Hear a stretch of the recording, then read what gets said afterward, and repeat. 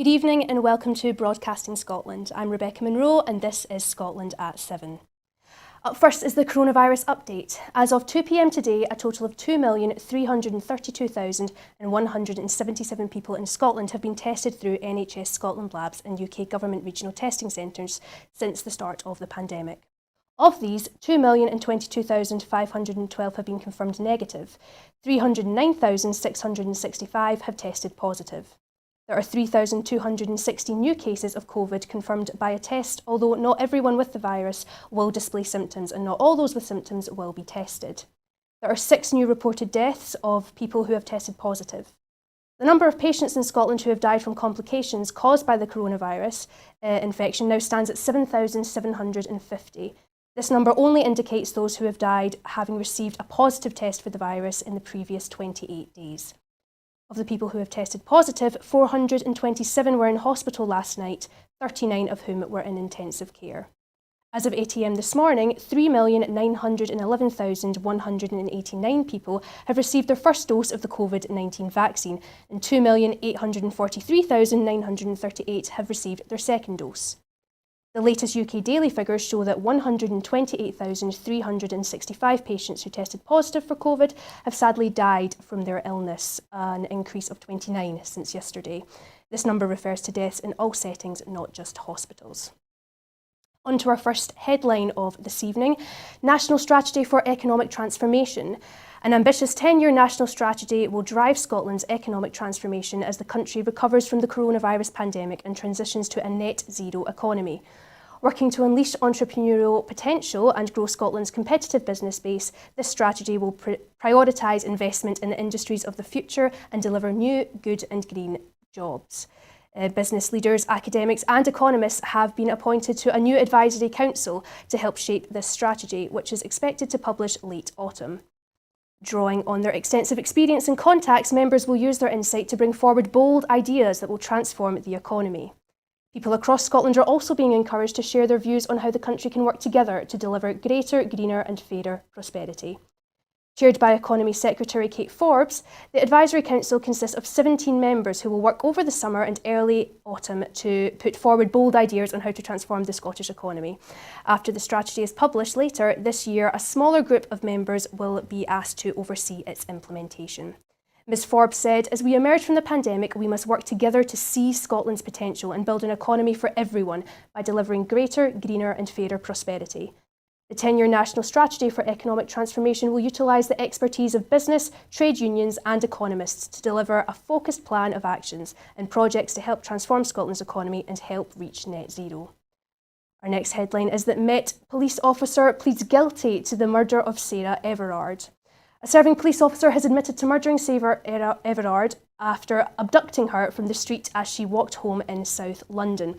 The Metropolitan Police Constable pleaded guilty at the Old Bailey on Friday to her murder, having attempted to kidnap her and rape at an earlier hearing.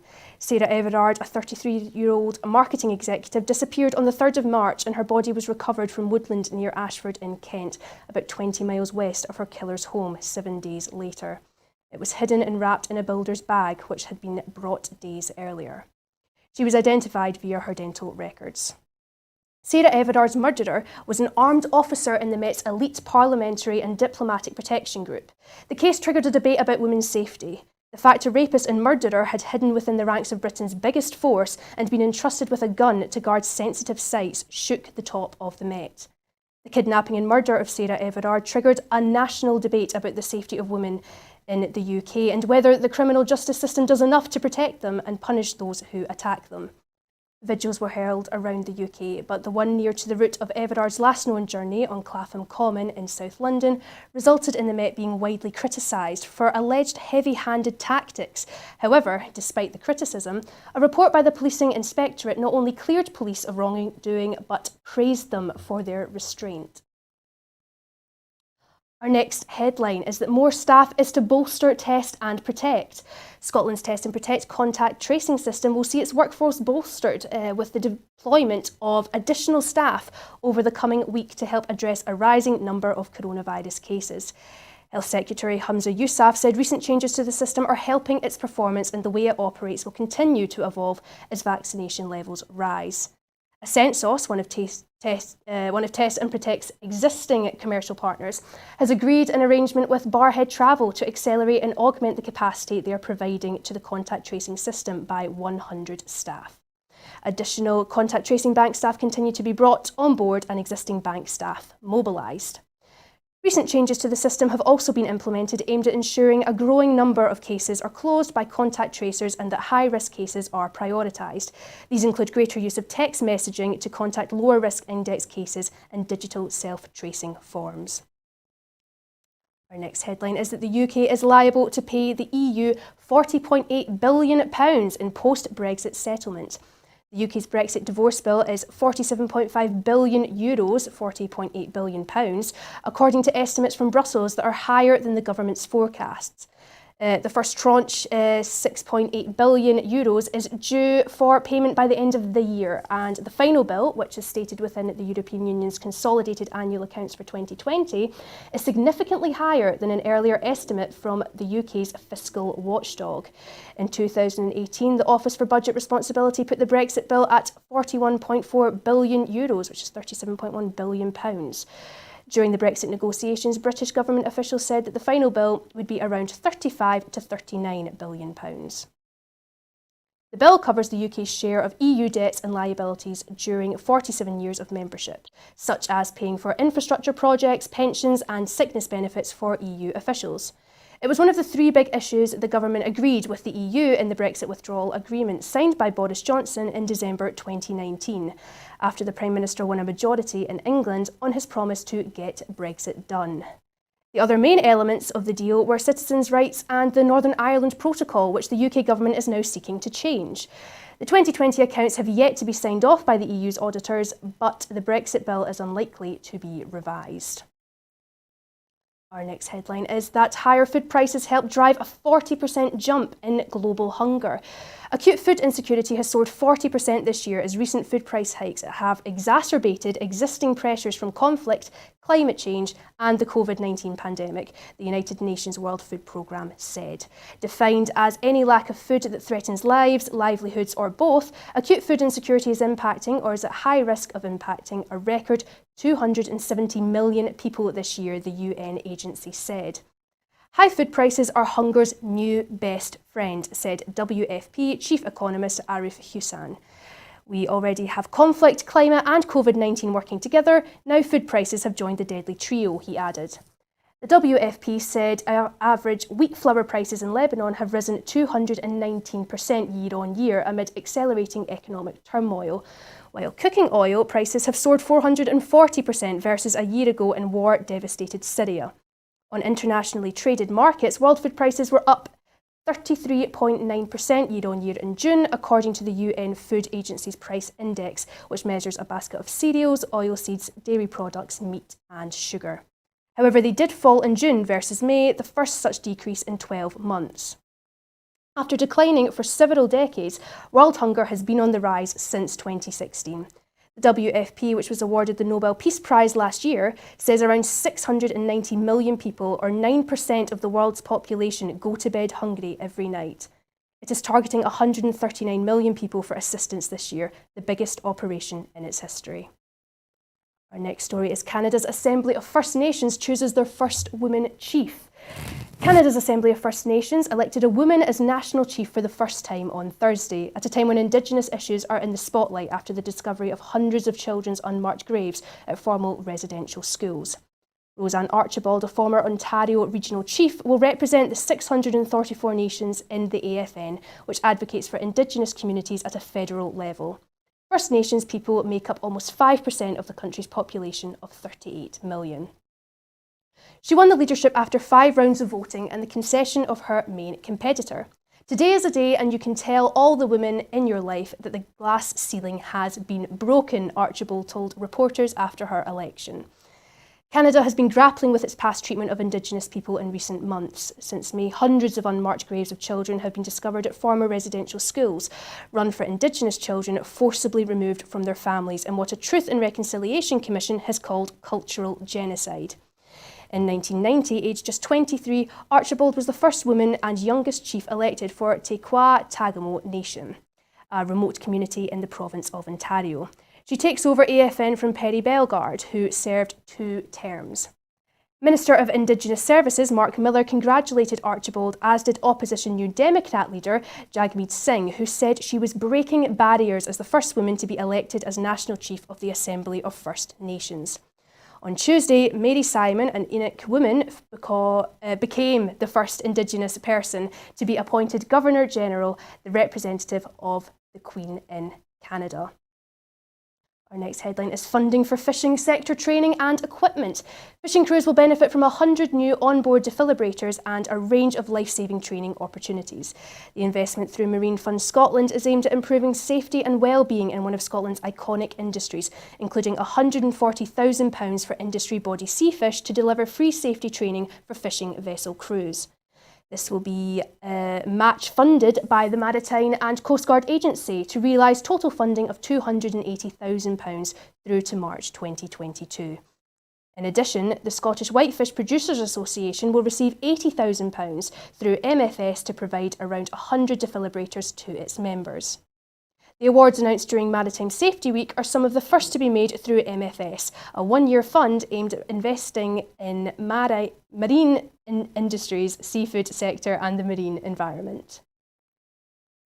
And our last headline of this evening is over £6 million for state-of-the-art forensic laboratory. A new toxicology laboratory for Scotland is to be created to provide state-of-the-art testing capabilities for police and prosecutors. The Scottish Government is providing more than £6 million for the new purpose-built centre that will be able to test for a wide range of substances, including drugs and alcohol. The laboratory will be run by the Scottish Police Authority Forensic Services, providing vital sample testing to the Crown Office and Procurator Fiscal Service. The funding enables the transition of post-mortem toxicology forensic services from the University of Glasgow to the SPAFS. Highly specialist staff will transfer over to the new unit when it opens next year, securing their skills in this specialist area. Today's funding announcement signals the start of a procurement process which will see the creation of a new faculty in the Central Belt run by SPAFS. And now, for tonight's main topic, we will be discussing the issue of electricity grid network charges. And I am delighted to introduce an expert on the subject, Alan Brown MP, who graduated as a civil engineer and worked in the sector for 21 years before becoming the MP for Kilmarnock and Loudon. Alan, how are you? I'm very well, thank you. Pleasure to be here speaking to you. Brilliant. Ready to go? As ready as ever, will be. We'll find out soon, I suppose. Fabulous.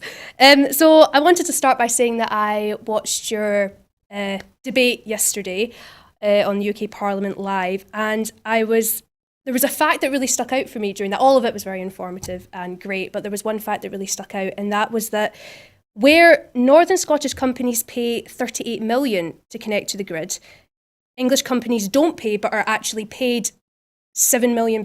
I mean, that is a vast difference. That's a £45 million difference. And I was just wondering, how does something like this happen? Why is there such a difference between England and Scotland?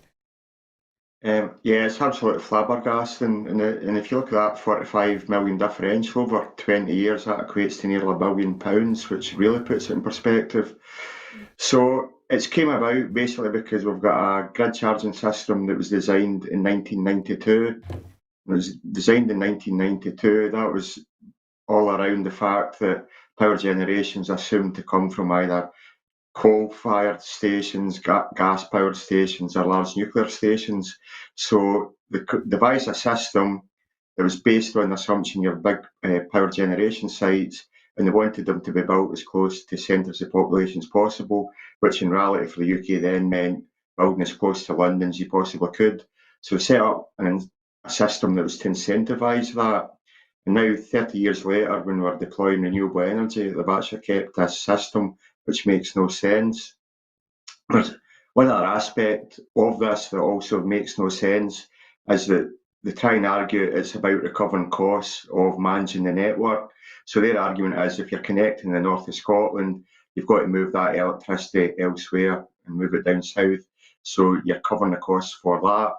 But you can't have a negative cost. So if you look at southern England where they're paying you to connect to the grid. That makes absolutely no sense, because that's like saying it doesn't cost any money and actually save money. So the system's fundamentally broken, and that's what I was trying to highlight yesterday. Yeah, and I mean, Scotland pays the highest connection charge in all of Europe, which is an astounding piece of information that I only just learned. And so it does appear that Scotland has been kind of shortchanged with unequal grid charges. And I mean, do you think this has something to do with like the mismanagement, perhaps, of the UK government? Perhaps. Yeah, it's absolutely to do with the mismanagement and again the failure to see beyond London. So you had a system designed, to make sure that London in particular was covered in terms of that's how it's incentivised. And so 30 years later, they still can't see beyond that. And it is difficult at times to make them see and understand the wider issues. Now they argue that Scotland benefits because the UK energy payers as a whole is paying for the energy system, but ultimately we've got the best resources. We're best placed to deliver renewable energy, so we're actually helping the UK. And quite clearly, the way the grid charging system is at the moment, we're effectively subsidising the grid, and it's just not tenable. Yeah, and as you say, I mean, we do have great locations for energy. We get loads of energy up here. So then I have to ask, can you explain why we have geographical charges? I mean, should the best suited locations that produce the most energy be penalised simply for being further away? And what effect does this have in Scotland's kind of renewable industry? Right. Certainly, I would argue geographical charges should go. There's very, very few countries in the whole of Europe do it. So the UK is a bit of an anomaly in that regard, and then especially the level of charges they impose really are out in a limb in that regard. So the impact it has is the way the energy system works in the UK, or for new power generation, you have the contracts for different auctions every 2 years. So basically, companies make bids to supply energy, and its lowest cost wins. So by virtue of the geographical charges, Scottish offshore wind farms, for example, are 20% more expensive than their English counterparts. So if you're in a competitive auction, it's really difficult to compete. So that means there's a real risk going forward that if these charges aren't changed, and it looks like they could be increasing in the current projection, then it really does put renewable energy projects in Scotland at risk. So clearly that affects jobs, affects the planned green recovery, affects supply chain right across the board. And of course, we're looking to have a just transition and manage away from oil and gas, so that it could hamper that as well. So it's a real problem. But also, as you said, you want to build renewable energy wind farms at a location where you're going to get the best power output, and that clearly for onshore winds, Scotland. For offshore wind, Scotland's got 25% of the whole of Europe's potential. So if you're actually going to have the most efficient generating system, then you need to build the energy generation plants in the right location. So by default, you then should devise a charging system and a national grid system to facilitate the best locations to build your energy generators. Yeah, definitely.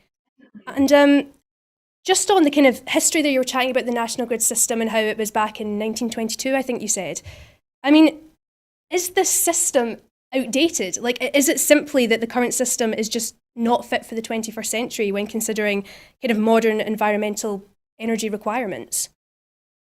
Yeah, you've pretty much hit the nail on the head. So you've got a footprint that was designed a long time ago now. That there has been upgrades, and there's been upgrades in Scotland to facilitate renewable energy, but Mm. there's still not been sufficient upgrades for me in terms of looking ahead. So really we should be looking ahead at the moment already to is what what do we want our energy system to look like in 2045 in Scotland when we achieve net zero? Or if you look at the UK context, what do you want it to look like in 2050 to match their net zero ambitions? So you actually should already be planning the grid upgrades based on that. And at the moment, Ofgem is only just regulated and allowed for upgrades over the next 5-year investment period, and that was actually a convoluted process for the companies that were involved. And another strand to this is Ofgem don't have a legal obligation to consider net zero at the moment. That's another issue that I highlighted. So Ofgem needs to have a regulatory function and be mandated to consider net zero, and therefore with that, should be looking at the next 30 years. What's the grid going to look like in 30 years' time? What do we need to do to get the grid there to facilitate that and start planning that way? And that's how you get a grid that does meet 21st century needs. Yeah, exactly. It's an issue that's still ongoing, but I mean, it's been going on for decades now. I mean, in the 1980s, Howden supplied the first wind turbine in the utility industry and then supplied the wind turbine capacity in California and wanted to kind of invest and develop technology. I mean, Scotland was kind of leading the field in the 80s, and now it only seems to have a semblance compared to other European countries. Is it just quite disheartening sometimes to see this? It almost feels a bit like a backtrack, I suppose, in a way. Yeah, it's disheartening, and it's a risk that we need to watch going forward now for wave and tidal, because Scotland leads the world in wave and tidal technology development. And I've been pressing the UK government to do a lot more to facilitate that, to help them in the next auction rounds by actually ring fencing a certain amount of capacity purely for wave and tidal generation companies to bid in for. We're also looking to get support to allow them to scale up, because again, if they don't do it, there's a risk we'll lose that technology elsewhere. There's already one working model has been relocated to Canada, so the Canadian government is clearly much more ambitious in that regard. And it's something else that I did try to highlight to the Minister yesterday, that if they don't get their act together, we could lose out in another renewable revolution, as it were, because certainly we do benefit from having cheap onshore and offshore wind, but as you know, we really want to be making the technology here and actually have the manufacturing set up that we can then export to the rest of the world. Yes, that's true. I suppose with greater kind of network charging risks as well, investors might start looking at foreign markets rather than the UK markets. Anyway, I'm going to move on to the impact of ignoring energy grid charges. And first of all, I mean, if Scotland continues to be penalised with grid charges, how does this affect the local job prospects? I mean, how many people does this affect in the renewable sector? I forget off the top of my head how many jobs there are in the renewable energy sector. There's different figures because you've got direct employment and you've got the supply chain, but I mean we're talking thousands and thousands of jobs. But also, if we look at offshore wind, for example, currently there's a target of 60% UK content. That's not happening. I've actually called for changes to the contracts for difference procurement process to actually mandate successful companies to have a certain amount of local content. So that would mean clearly, if we're getting more and more wind farms developed off the coast of Scotland and the procurement process was done correctly for local content, that in itself will create further additional jobs in Scotland. We don't want to see the likes of what happened with BiFab, where the workers could basically see where the turbines were getting located from their place of work, but yet they were missing out on work. So there's a real risk that if the UK government doesn't sort this, then we could have repeats of that, like losing out on these vital job opportunities. Yeah, and also COP26 is coming up. I mean, are you personally quite excited for that? But also, do you think that this actually could elevate Scotland's renewable energy position? Well, I'm certainly excited it's in Glasgow. It's a great opportunity for real progressive discussions to be had on achieving net zero. And I've been calling for Scottish renewable companies to be given a chance to showcase what they can do and actually get that chance to to be able to demonstrate their expertise and hopefully create more jobs and export opportunities. It's something I've called on the UK government for, and I've actually been chasing the Scottish Secretary of State, Alistair Jack, to try and find out how many renewable energy companies he's met from Scotland with a view to promoting them. And funnily enough, he's refused to give me a list, and he keeps ducking that answer. He says it will be published in due course when they do their regular updates.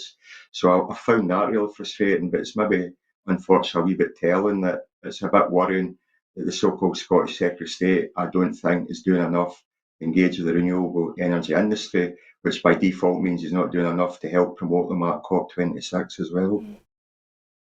Yeah, I feel like there's kind of a lot of which sometimes you think, with renewables, especially in this industry, it often doesn't feel like people are doing quite enough. I mean, what control does the Scottish Government have over this? So, in terms of COP26, sorry, or do you mean in terms of actually getting renewable energy companies onto the grid? So, in terms of energy policy, main energy policy is reserved to Westminster, unfortunately. So, in terms of how it gets funded, that all goes back to Westminster because that's reserved. So, like the contracts for difference and all the rest of it, that's all managed by Westminster. So, Scotland controls in terms of we can set our own ambitions. The Scottish Government can do what they can to facilitate things. So, had a very ambitious targets for onshore wind, for example, which came to pass. But even then, in 2015, David Cameron suddenly cut subsidies for onshore wind, so that pulled the rug from under the feet of the industry here. So it just shows you the Scottish Government can work with the industry, they can do what they can to facilitate the development and growth of the industry. But Westminster can make one key decision that undermines everything that the Scottish Government's trying to do. And again, that illustrates why we need more powers and we actually need to be independent. Yeah, and if you are unsuccessful and let's say these grid charges do continue for a longer period of time because the Scottish Government, as you say, doesn't really have a say very much, could this curtail the legally binding net zero target for 2050? I mean, we've got targets that we want to meet and presumably we want to exceed these targets, but could this make it impossible? It certainly could impede it. I wouldn't like to say impossible at this stage, but it certainly could go that way. There's a lot the UK government need to do, so they need to revise the grid charging regime, but also they need to find ways to actually get more renewable energy connected to the grid. So the options they do at the moment, put a cap on what's called a capacity, so they set a limit on how much energy they're going to allocate in a given auction, and they're actually not allocating enough in each auction at the moment. So there's a lot of companies could do a lot more investment, a lot more construction of, more sites, and yet the UK government's blocking that by not releasing enough during the auctions. And then clearly, as we said about the grid charging, if they keep going the way they're doing, Scottish projects are at risk. So that clearly does impact net zero, and it means they might not be building in the best suited locations. So that again, it's got a knock-on factor. It's got a knock-on factor in cost because there's built-in inefficiencies in the system then, and that is also a further risk to net zero. Yes, I mean, the UK are currently in talks over a £20 billion nuclear power station. So that hardly seems like the sensible way to achieve the net zero goal. But I was thinking, and I don't know if they already are, but do you think power companies could be legally bound as well to achieve net zero? And if so, when? So, for Scotland to reach net zero, for the UK to reach net zero, it does mean the power companies will have to be obligated to hit net zero as well. To be fair, they have developed their own transition plans, so they have developed their own net zero plans. But actually, you hit on a wider issue, so not just for the power companies. If you don't actually legally mandate businesses to achieve net zero, then ultimately they may develop their own net zero plans and they talk about it, but actually might not do enough or not have the right policies in place. That's actually another issue that it's come up through some of the Bees Committee work I've been involved in, there's a real risk that some companies are greenwashing and they announce they've got a net zero plan, and I get contacted all the time as an MP saying, we've got a net zero plan, look at us, we're great, could you retweet that, could you promote us, please, say how good we are. Well, I'm always wary because until I see the actions following the words, I tend not to do that. So there is risk, and certainly legal obligations should be considered.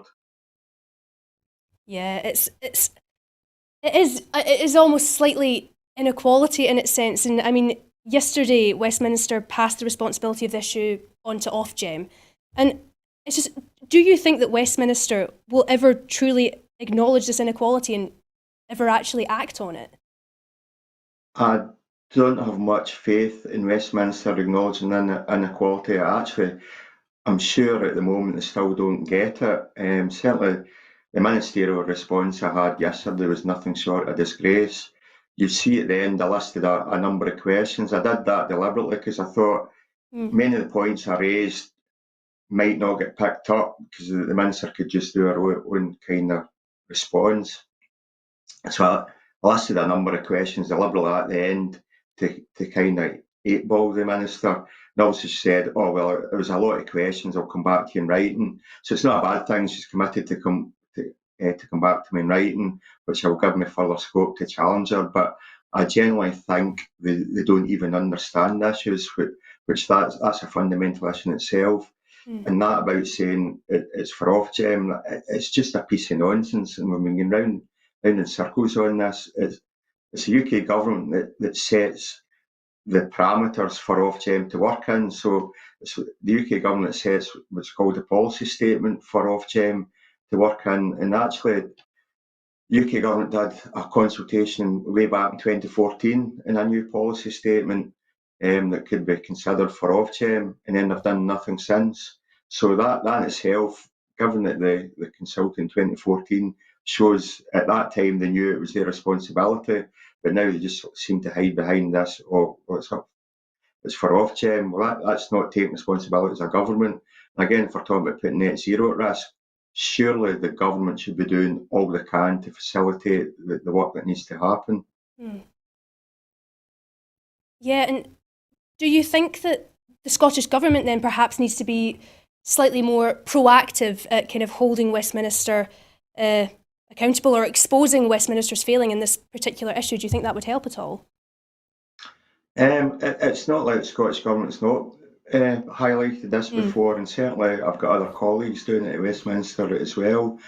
And actually, when Ofgem were making an assessment of what investment to allow for grid upgrades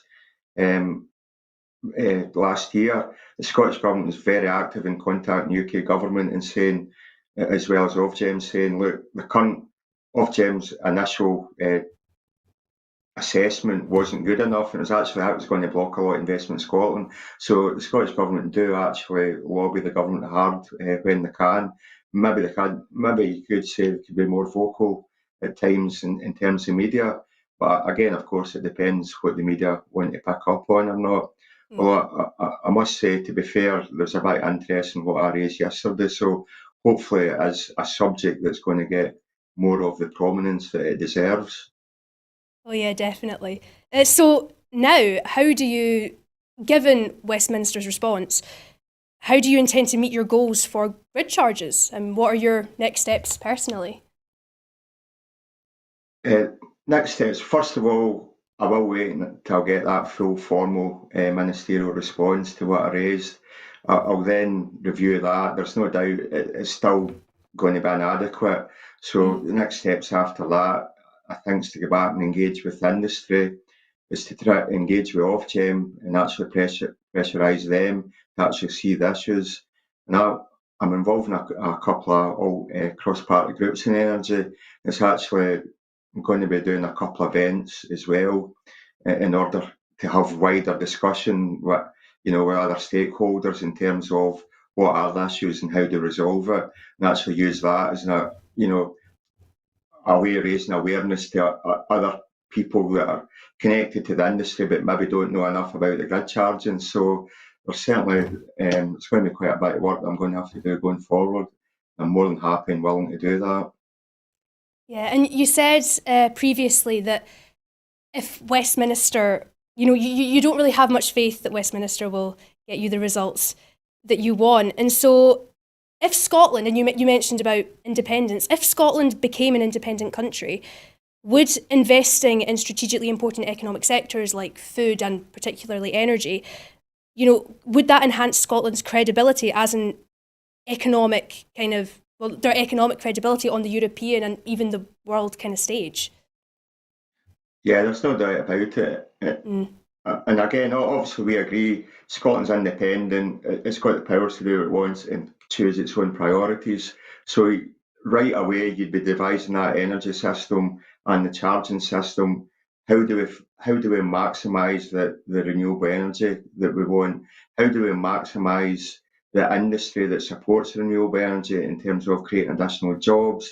So you'd focus on that right away. You'd engage with the industry, you would discuss your plans, you'd have that long-term plan put in place, and that would stimulate investment. And actually, that brings in investment from abroad. So you get like pension funds will invest in energy companies in order to support, say, them building a new offshore wind farm. So you actually would start to attract more international investment.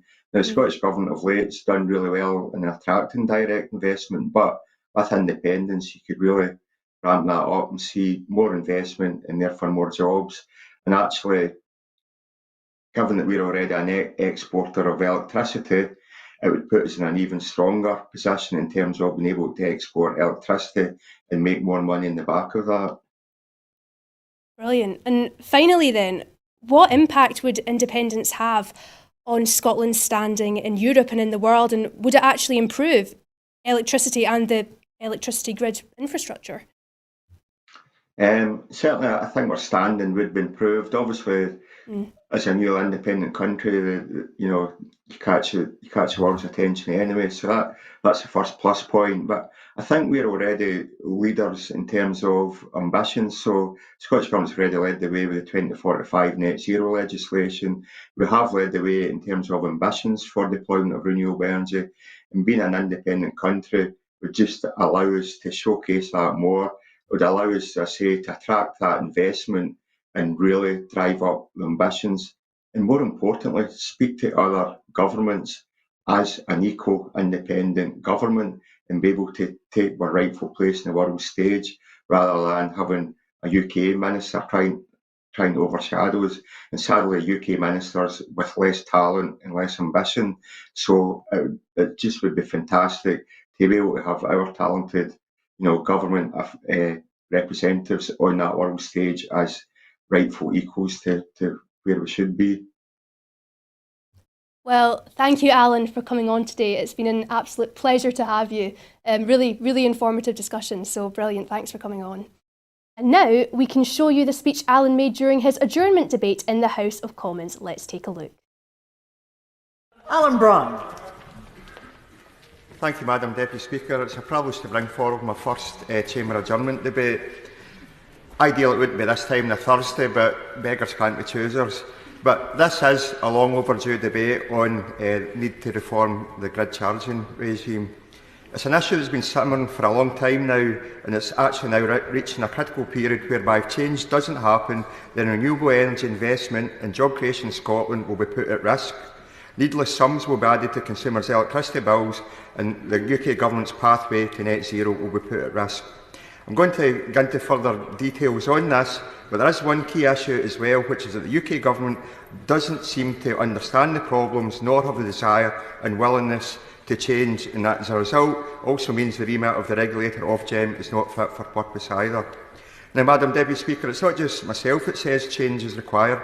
Wider industry is saying this too. Scottish Power, SSE, Vattenfall, RWE and Red Rock Power, amongst others, have all called for changes to the grid charging regime.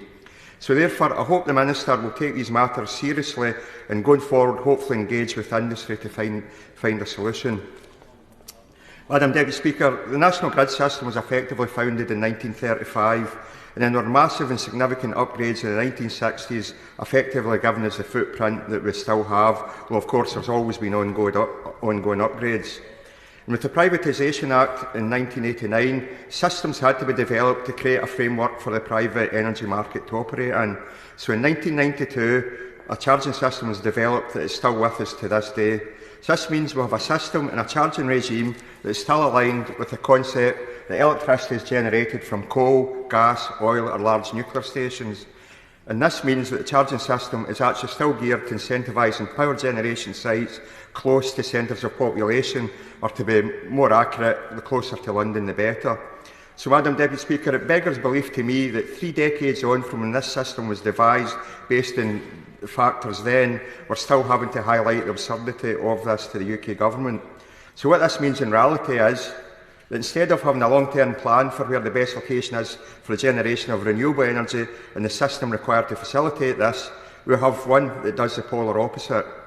The Minister will be aware that Scotland's got 25% of Europe's offshore wind potential, but yet at the moment, offshore developers connecting to the north of Scotland will pay the highest connection charges in the whole of Europe. So that's the whole of Europe. But meanwhile, connections to the south of England results in generators actually getting paid to connect to the grid. So this in itself shows how wrong the system is. Now, I understand it can be argued that there's transmission losses when moving electricity long distances, but this aspect is actually dealt with separately via the transmission loss multiplier, which is applied to Scottish generators. And I know it can be argued that the further away a generation site is, then the more extensive the National Grid network needs to be, and there's associated maintenance costs with that.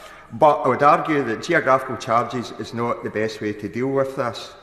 Why penalise developers for constructing in the areas best placed to give maximum power output? And also, the charges cannot be reflective of true costs either, because clearly it's impossible to have a negative cost of operation, which is effectively the payments to southern connections would indicate. Madam Deputy Speaker, what this means in numbers is that a 1 gigawatt offshore wind farm in the north of the North Scottish coast will pay £38 million a year to connect to the grid. And yet a similar sized offshore wind farm connecting to southern England actually will get paid £7 million per year. So that's a £45 million a year differential between the same size Scottish and English offshore wind farms. So over 20 years, this would equate to nearly £1 billion of difference between the two. And the reality is that Scottish offshore wind farms are now 20% more expensive than those in English waters. And when lowest price is the winner takes all in the contracts for difference auctions, then this is clearly a major issue. It means investment in offshore renewable energy in Scotland is at risk, which means less direct jobs and less supply chain work in Scotland, but also it potentially hampers the just transition for the oil and gas industry. And the effects on the charging burden in non-Scottish projects can already be seen. In the 2015 auction round, Scottish projects accounted for about 40% of the offshore wind contract awards made. In the 2019 round, it was less than 10%. Surely this isn't an intended consequence of the charging regime. And worse, if nothing else is done, in the next few years, grid charges will be charged at a rate which is equivalent to 50% of the current offshore wind strike rate, and that would make it utterly impossible for Scottish projects to compete with those bidding in English waters. And what this also means is that the most appropriate, efficient locations for renewable energy are not going to be utilised and maximised, which risk net zero targets for the entire UK. Now, Madam Deputy Speaker, you'll be aware that achieving net zero is now legally binding, and it's accepted that net zero is required by 2050 or 2045 in Scotland to mitigate the effect of climate change and abide by the Paris Agreement. But yet there's no net zero plan in place, and we have a regulatory regime that isn't fit for purpose. It makes no sense the government has set a legally binding net zero target, but as yet hasn't made net zero a statutory consideration for the regulator. And this clearly affects the long-term planning for the grid transmission network. It could lead to short-term investment that actually then needs further future upgrades, costing bill payers even more money. And both the Infrastructure Commission and the Bees Committee recommend that Ofgem is mandated for net zero. So could the Minister advise when she thinks Ofgem will be legally bound to consider net zero?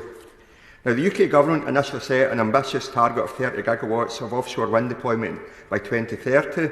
Then last year, they increased this target by 33%, so the new target is now 40 gigawatts of offshore wind by the end of the decade. So far, so good. That's a welcome target, except then we realise that the policies do not match the target. To achieve this 40 gigawatt target, the UK Government does need to mandate changes to the grid charging regime as soon as possible. It also needs to rapidly increase the current auction caps, or quite simply, not enough offshore wind contracts will be awarded to meet their own targets. Now, I'd say to the Minister, how difficult is it to look ahead and work out how much future capacity needs to be allocated in the next few years? It's not difficult, and a severe hint is it requires 4 gigawatts a year from 2025 onwards, and that means doubling the existing 20 gigawatts of offshore wind that's consented in just a 5-year period. So again, if there's no changes to the current policies and systems, it won't happen. And then, Madam Deputy Speaker, we come to the next contradiction or policy failure in the mix, and that's of energy interconnectors.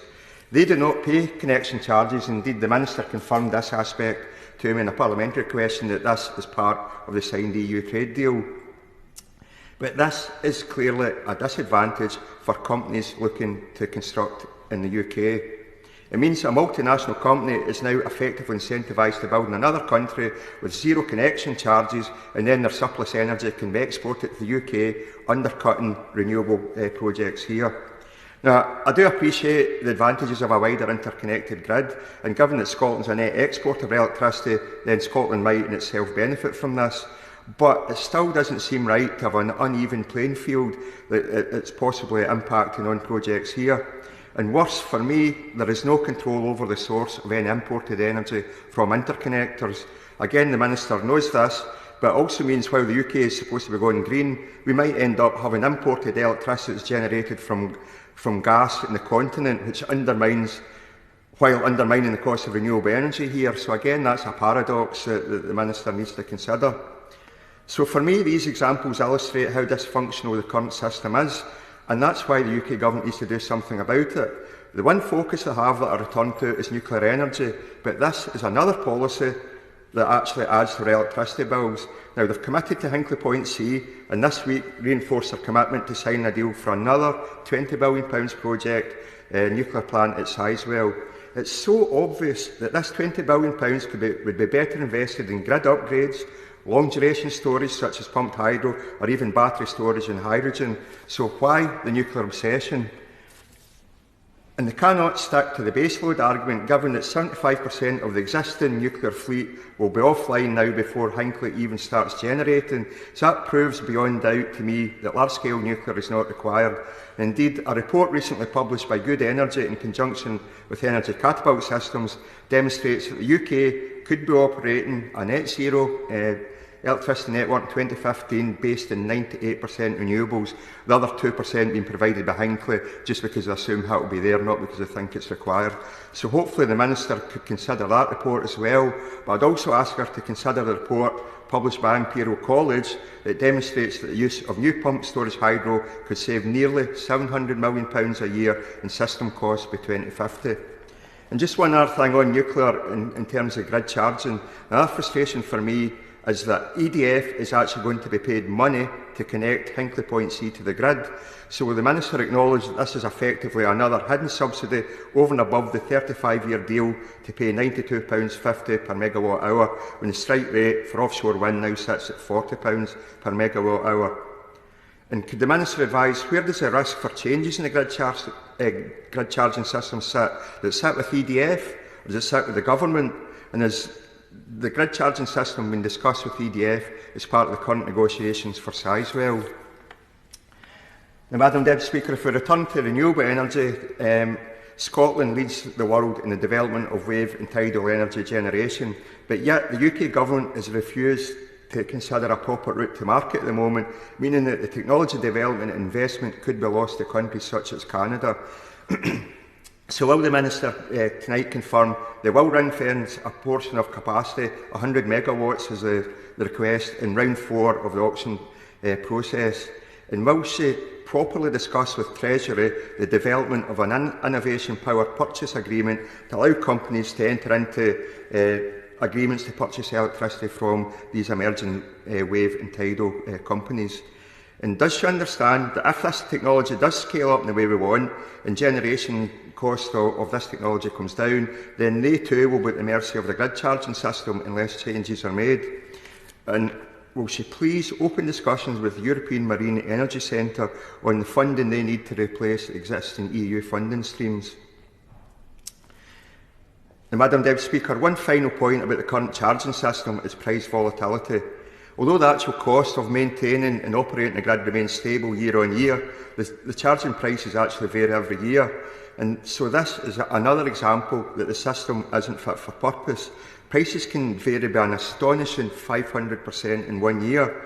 So as companies cannot predict these fluctuations, it's actually a risk they need to factor in capital costs of projects. And it's estimated that by the end of this decade, the cost of this risk will be £400 million a year. So that's £400 million a year going to companies so that they can hedge against the risk of price fluctuation. So that's money added to our energy bills for no reason at all. Money that would be better off either in our pockets or, at worst, if the £400 million realised, at least used for investment purposes. So can the Minister address this as well, please? Now, in the mix, one small positive is that Ofgem have now recognised there is an issue and they've proposed changes with the targeted charging review and their ongoing consultation, access and forward-looking charging review. But the downside is that Ofgem's current proposed changes doesn't actually resolve the problem. Indeed, their new proposals could prejudice existing embedded renewable energy sites in Scotland. So what assessment has the Government made of Ofgem's minded to implement proposals? And will the Minister finally admit it's for the UK Government to take charge of the process and make the necessary changes for Ofgem to follow, rather than continuing to say it's for the regulator, which is actually just passing the buck? So to sum up, Madam Deputy Speaker, I've got a list of questions for the Minister to consider, and I'm sure she would love to answer them. So will she consider the impact of the current locational grid charges that make Scottish offshore wind farms 20% more expensive than Southern English ones? Does she recognise that the charges applied to Scotland are the highest in Europe? Does she accept that the projections going forward that the charging burden could go as high as half the current strike rate that's received or paid to companies? Does she understand the impact of the price volatility could cost £400 million a year by 2030 and what's going to be done to assess that and mitigate it? Does she understand that the current Ofgem proposals could adversely affect 6 gigawatt of embedded energy projects? And will she consider the cost savings and system benefits that would arise from getting more pumped hydro storage added to the grid? And finally, again, that she must realise it's for the Government to set policy and regime for Ofgem to implement, and a new policy statement is long overdue. I really hope the Minister can address these points and hope she will work with industry and the regulator going forward to shape an electricity system designed for the 21st century and one that will lead us in our pathway to net zero. Thank you all for joining us this evening, and thanks again to Alan. If you would like to support Broadcasting Scotland, the details are on your screen just now. Please sign up and support us. The more people who support us, the more programmes we can make for you. And join us on Sunday for the Full Scottish with Andrew, and I will see you again next week. Goodbye.